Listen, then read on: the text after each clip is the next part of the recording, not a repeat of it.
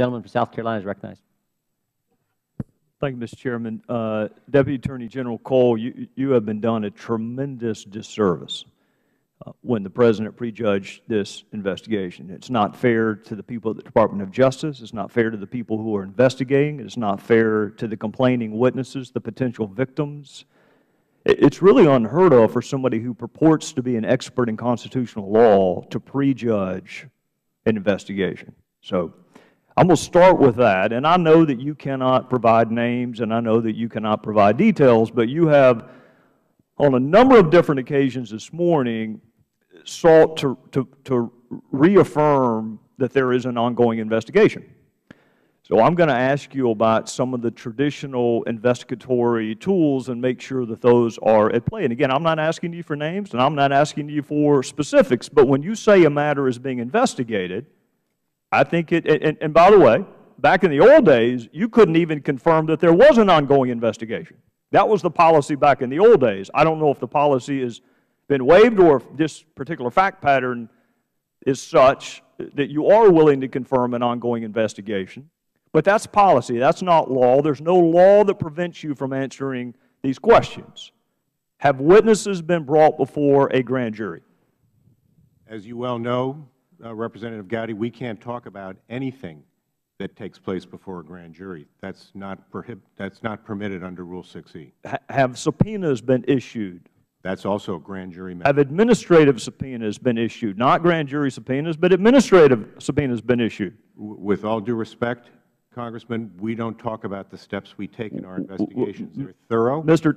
Deputy Attorney General, I understand that. But when the chief law enforcement officer for this country, the chief executive, prejudges an investigation, and you are seeking to assure us that that investigation is ongoing and vibrant and being professionally done, I think it is okay in this instance for you to reaffirm us that all the traditional tools available to prosecutors are being used. Administrative subpoenas aren't covered by Rule 6E, so you can answer that question. We are using every tool that is appropriate to be used. We are using every facility we can to find out what the facts are in this matter as thoroughly and as completely as we can. How many witnesses have been interviewed? I cannot tell you that. You cannot because you don't know, or you cannot because you choose not to answer the question? It would be both. More than 20? I'm not going to go into a guessing game with you, Congressman. Have any proffers been? I'm not going to go into the details of the investigation. I'm sorry. I know that's frustrating, but when this is over, we will be providing you with details. Well, how would we know when it's over? I mean, obviously, if there's an indictment, that it's over for that person until the prosecution. But how are we? Look, you have a constitutional responsibility to do your job. With all due respect, so do we. It's different. Our job is not to prosecute criminal code violations, but it is our job to set policy and to determine whether or not an agency is worthy of the same level of appropriation that it received the year before. And we can't do our jobs if we are constantly told, not because of the law, but because of policy, that we're not going to answer any of the questions related to the investigation. So how will we know when this investigation is over? We will let you know, either through an indictment that comes out, and you'll see that, or through us telling you that it's over and providing you with information. You don't know how many witnesses have been interviewed? I don't know an exact number, no, but I wouldn't tell you if I did, with all due respect. Do you know what percentage of witnesses have been interviewed? Out of the full universe of witnesses that you have identified, how many have been interviewed? I'm not going to go down that road, Congressman, sorry. Have any plea agreements been signed? I'm not going to go down that road. Mr. Deputy Attorney General, I asked you the last time you were before a committee that I had the privilege of serving on, if you would please, in the quietness of your own conscience, consider whether or not this fact pattern is appropriate for a special prosecutor. And I'm sure that you did. But this morning you said you've reached the conclusion that it would not be appropriate. Can you give me the fact pattern where it would be appropriate? If prejudging an investigation that has political overtones and undertones, and the selection of, and I'm not prejudging Ms. Bosserman, she, I'm sure, is capable of doing a very fine job. I just find it stunning that she would be picked. Out of the full universe of available Federal prosecutors to pick a max-out donor, I just think was very short-sighted. So if it's not this fact pattern, what fact pattern would it be appropriate to ever use a special prosecutor, given the fact that your boss drafted the regulation?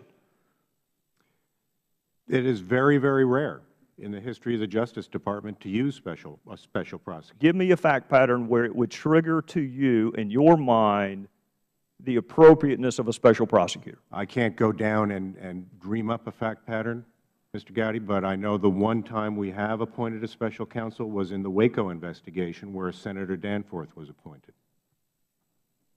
Well, the regulation is in place. It's pretty plainly written. The interest of justice, potential conflict.